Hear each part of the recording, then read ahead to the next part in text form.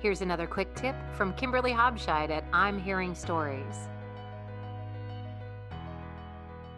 Hi folks, I'm Kimberly Hobscheid. I'm with I'm Hearing Stories, and I wanted to talk with you today about the differences between deciding to self-narrate your own audiobook or hiring an audiobook narrator to narrate it for you. There are benefits and drawbacks with both, so we're going to talk about both sides of it. Now, if you are thinking of self-narrating, absolutely you're in the right place. But if you're not, I encourage you to stay tuned because there's some really cool stuff in here for you too today.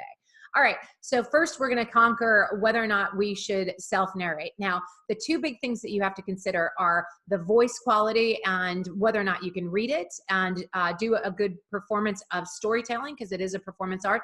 And the second thing is actually audio engineering, and nobody talks about that, but it's a huge part of audiobooks. In fact, it takes twice as long, sometimes 5 times as long to edit an audiobook as it did to actually get it done in the first place, just the reading and the voiceover work.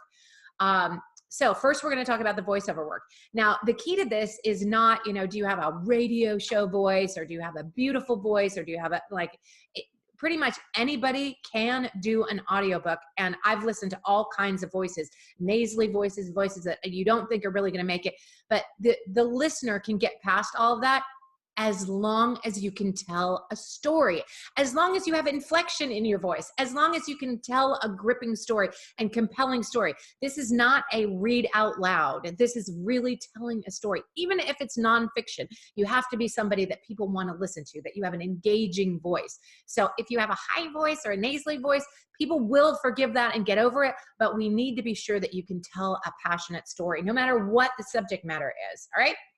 So that's number one, is the voice. Number two is the audio engineering. So this is a heavy duty undertaking, and there are several important pieces that you need. You need the right equipment for it. Number one, everybody will tell you, and it's totally true, is a microphone. You've got to have a really good, high quality microphone. You cannot just do it on, a pair of headphones like this, or whatever mic is in your computer. That just will not do it for what you need for audiobook quality standards. So you're gonna have to purchase a mic. They could be 150 to 250 to 500 bucks.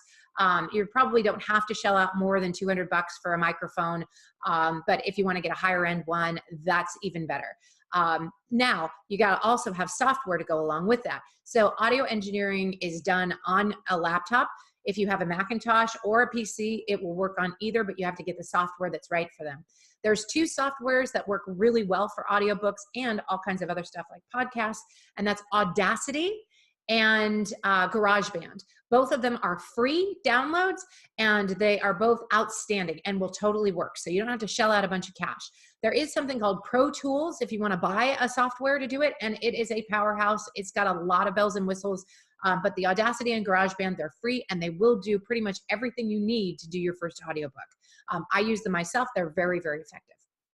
All right, so then when you do the audio engineering, you actually have to meet audio quality standards, which means you need to take out any background noise, any room noise, anything that's going on in the background as far as like a cup falling over or something clinking against a table. Sometimes when you, like if I wore earrings that were noisy, sometimes those would make noise. You got to make sure that you're taking those sounds out, because it has to sound like an audiobook, like a high quality audiobook, not like a podcast.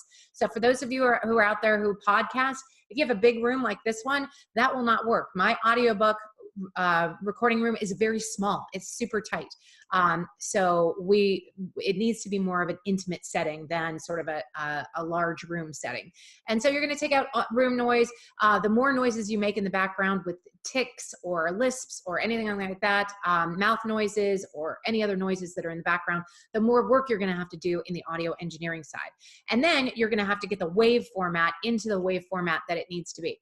If you want to know what that is, go ahead and Google audio quality standards for Audible, and it will pop right up, and you can have, there's a list of about 15 things that you need to have in order to meet audio quality standards. But it's out there, and you can learn to do that. I learned to do it, so you can learn to do it too. It's just a matter of time and whether or not you want to invest the learning power in that.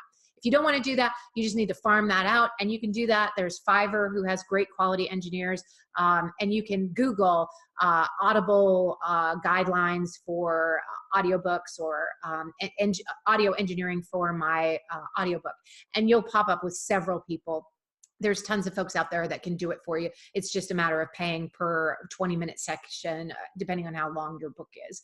Usually they go in 20-minute sections. Sometimes they'll do 10 minutes. Sometimes they'll do an hour. Okay, so the good news of that and the benefits of that are that if you have a listener who is listening to your voice, and that's important because you are a speaker or a coach or an entrepreneur and you want to be the credible expert, you can still have it done by a narrator if you want to have it done professionally, and I do encourage that. But if you have a great voice and you are already a speaker and a presenter and you can tell an amazing story, this is a great way to connect directly with your listener. You will be able to get directly into your listener's ear, and it's amazing to do that. When I listen to somebody who does it right and is really presenting well and very engaging, they can really deliver a message right to me, it feels like, and then we're best friends. If I met them on the street, I would pretty much be sure that they would recognize me. Probably wouldn't, but I would feel like they would because they had been talking to me in my ear for hours at a time. Mm. So if you decide to self-narrate, the benefits are that it is your voice in your listener's ear. You aren't paying anybody else to do that unless you're paying for audio engineering, and it's really your time and effort that's going into it. And you'll be able to keep more of your share of the royalties and you won't have to pay a fee. All right, now we're going to switch gears and see if we can talk about hiring a narrator. All right. So here's why you actually don't want to self-narrate at all and you want to hire a narrator instead. So first of all, they can knock it out in about a week and a half to 3 weeks, depending on how long your book is. And you don't have to do any of the work. They do this for a living and they will put it on their calendar and block time out for it. Now think of your calendar. Is there enough time in there to squeeze in 4 or 5 or 6 days in a row of just audio work, recording your audiobook? And that's just to record it. And then there's the rest of it, which needs to be done, which is learning how to do an audio quality file and engineering it or shipping it out and paying somebody to do that. And here's the good news.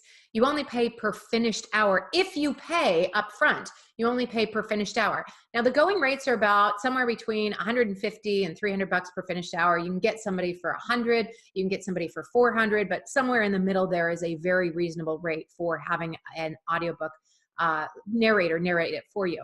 Now that's just for the length of your finished book.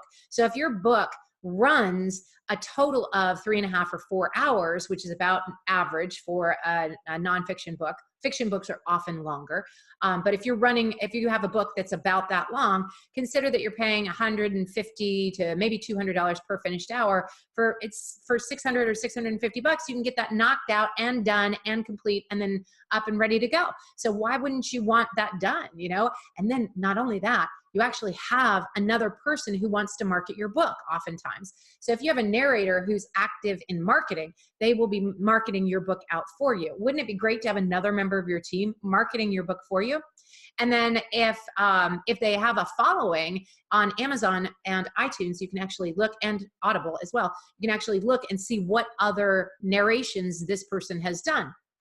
So the good news is if they've narrated other books and people have fallen in love with those other books that other people did, and they love his voice or her voice, they often have a following. And so they'll listen to anything that they read next, because oftentimes they'll read in the same genre.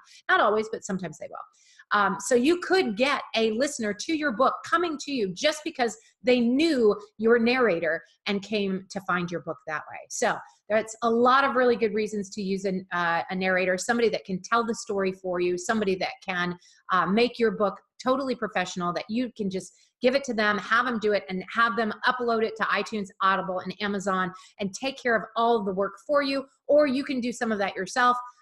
But it's a great opportunity to work with somebody who can get it done for you. Now, here's a secret little piece. If you want to work with a narrator and you don't want to pay anything up front because you have no budget for this at all and you want an audiobook today, make it happen. Let's get started. And we're going to start doing an audiobook.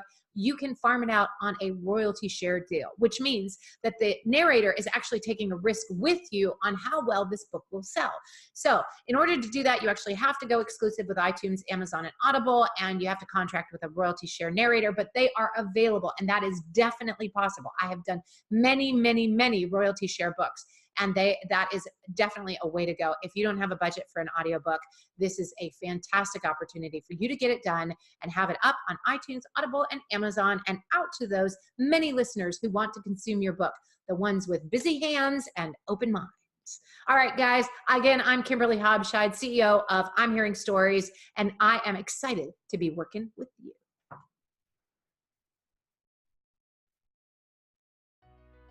All right, folks, that was another quick tip by Kimberly Hobscheid at I'm Hearing Stories. If you are ready to turn your book into an audiobook and open up a new stream of revenue from a book you've already created and break into a new market, we would love to work with you. Check out our website at www.imhearingstories.com, or you can email Kimberly at imhearingstories.com.